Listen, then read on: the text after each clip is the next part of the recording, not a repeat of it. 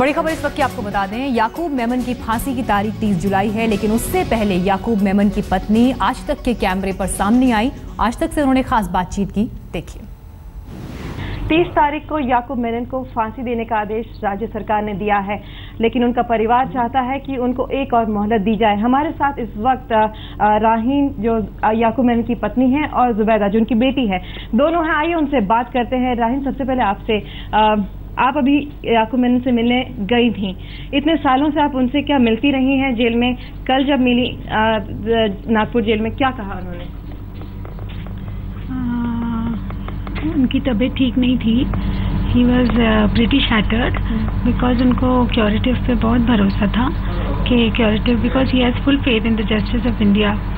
And anyways he was saying कि आगे भी है, अभी अपने पास हमने डाला है जो पेटिशन।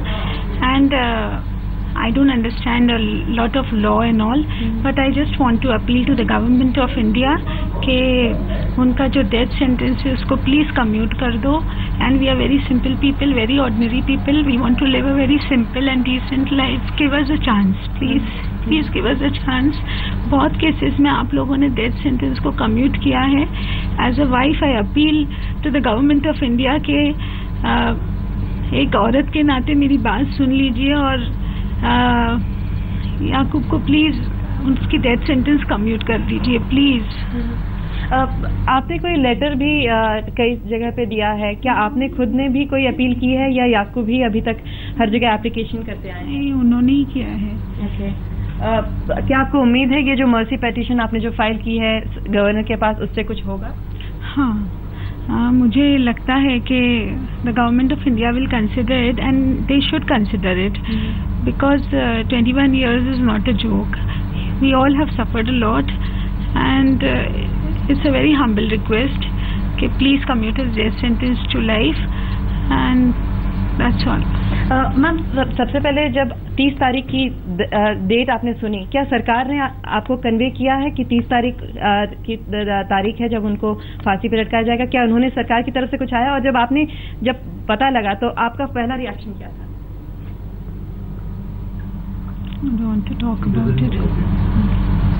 क्या आपको पता है 30 तारीख की डेट? आप जुबैदा कभी अपने पिता से मिली हैं? 21 साल से वो जेल के अंदर हैं। Yes, I went often to meet him, but कभी भी मैं पूरा दिन उनके साथ नहीं थी।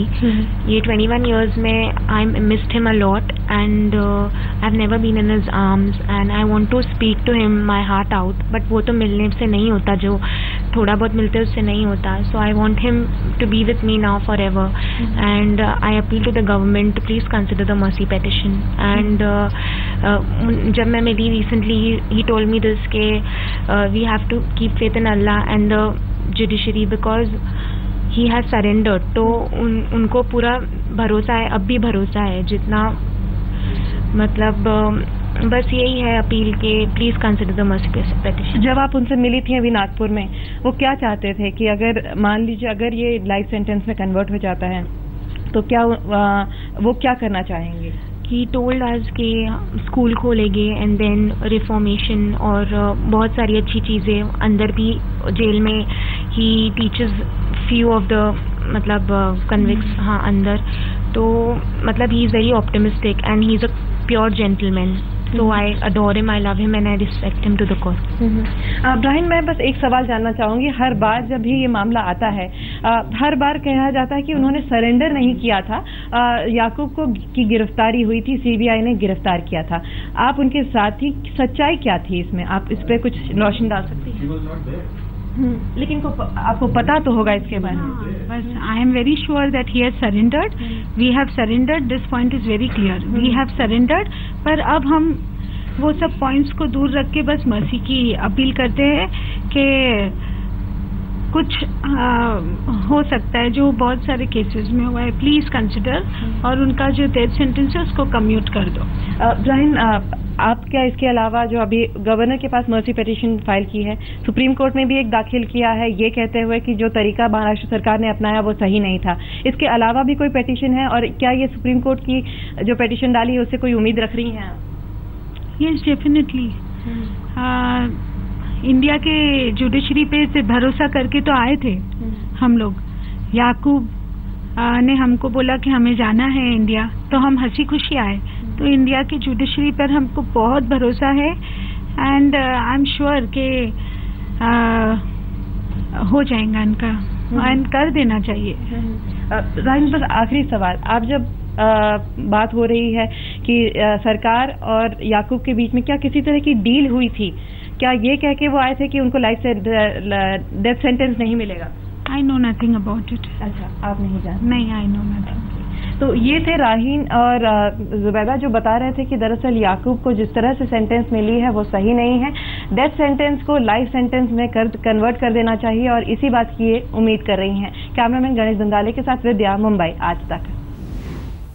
1993 मुंबई धमाके के साल बाद याकूब मेमन से आज तक ने बात की। धमाके के गुनहगार याकूब का ये अकेला इंटरव्यू है।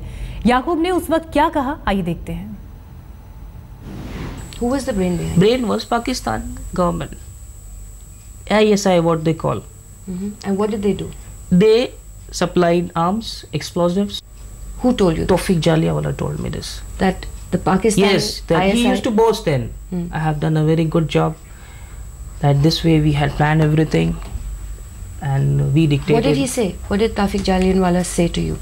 Tawfiq Jaliawala told About me. the bomb blast? Yes, about the bomb blast. What did he say? That I have supplied the arms, explosives, and I have dictated the spots, because Tiger, I had given the work to execute.